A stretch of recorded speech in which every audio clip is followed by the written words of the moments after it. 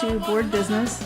I'd like to invite any visitors or members of the public to please, you're welcome to make comments to us this morning. Good morning. Good morning. Candice Keller, 3430 Central Avenue, Middletown. I'm here today to act as an interposer again. This is my third time to appear before you regarding the recent topics that I've addressed with you. I've brought no notes with me today other than some correspondence from some of your constituents, and they have asked me to speak on their behalf. This message came to me from a person who works for the commissioners, who wishes to not give their name. As a citizen and taxpayer in Butler County, I have major concerns with the commissioners after watching and hearing the questions from recent meetings. I noticed they said they have no control over the mask mandate in businesses in Butler County. However, they are requiring us, their own workers at the government building, to comply with wearing masks. When I asked leadership in the building who makes that decision, I was told it was the commissioners. So my question is, why is there so much confusion coming from the commissioner's office, who are elected by the people and supposed to be for us? They are completely negating the oath of office they took to stand up for Butler County citizens, and it is contradicting when they state that they do not make these decisions, and yet we are told to do this. Also, we were told that there were no exemptions for wearing a mask, which is completely illegal. When are you going to start doing what you were elected to do by the people and stand up for our freedoms? I received a second piece of correspondence from Michelle McCabe, who resides in Middletown. She wrote this to me for you. I stopped at a Sunoco station to purchase fuel and a drink, went into the store where the clerk asked me if I had a face mask, which I replied, no, I do not. Then she informed me that I had to put on a mask or leave and that it was store policy. She called a deputy when I refused to do so, who arrived at 7:15. Came into the store and asked what was going on, and the clerk said I would refuse to wear a mask and that it was store policy. I commented that store policy is not law and it is discriminatory, and then I read the law to them. The deputy proceeded to say that the business is privately owned and they have the right to refuse service to those who do not comply with their rules, which again is illegal. I responded by telling him it was a public establishment and store policy does not trump federal and state law. The deputy went on to say that it was like no shirts, no shoes policy, which is the law, but masks are not. And I informed him that they are practicing medicine without a license, which is illegal, and said that it was a violation of my civil rights. I called the Butler County Sheriff's Department the following day to ask why the deputy sided with the business even though they were violating my rights, and why it was okay for them to practice medicine without a license. He stated to me, one, we do not enforce mask mandates from the governor, meaning we will not go looking for those who are not wearing masks. Two, it falls under the no shirt, no shoes policy, which is not law, but is store policy.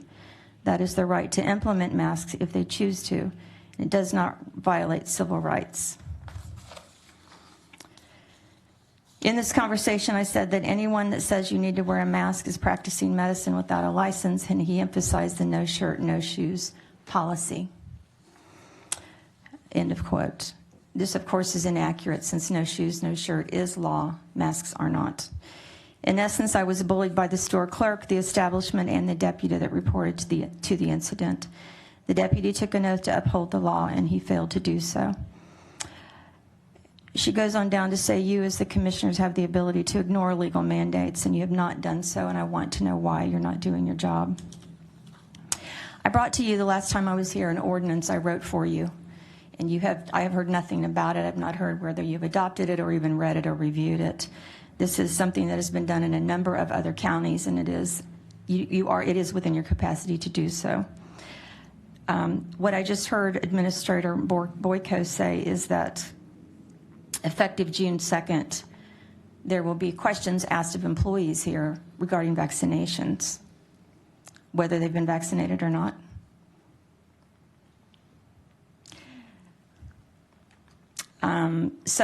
Let me just preface this by saying June 2nd is a date set forth by the governor to, quote, lift mask mandates. Since it was never the law to begin with, June 2nd means nothing. It's just a date. It's completely ineffective. And if people act like something changes on June 2nd. You're acknowledging that what happened in the first place was a thing, and it was never a thing because it was never the law.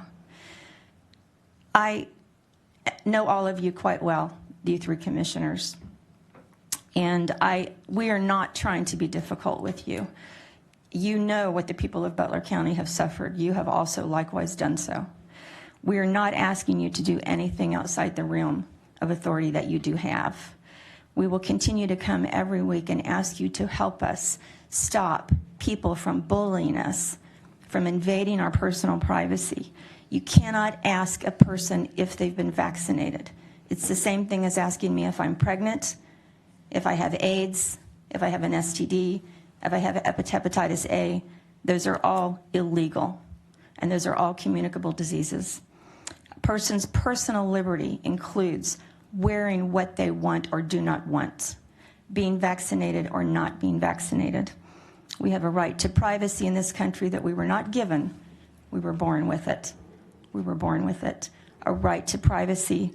We have a right to not be discriminated against. And the things that have been happening is a violation many, many times of civil rights, Title II. And so we're again coming to the commissioners asking you, will you pass the ordinance that was written for you, that I gave to you the last time I was here?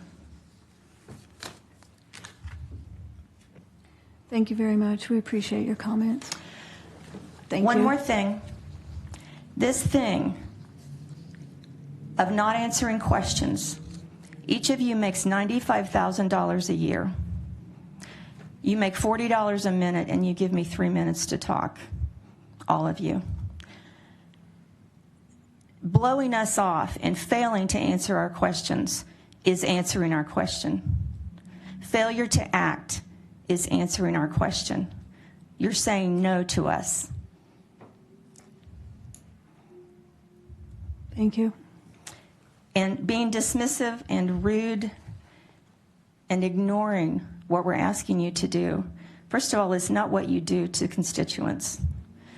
And at least 2 of the 3 of you have been so dismissive and so rude to those who come to the microphone. We're asking you to do something to help us.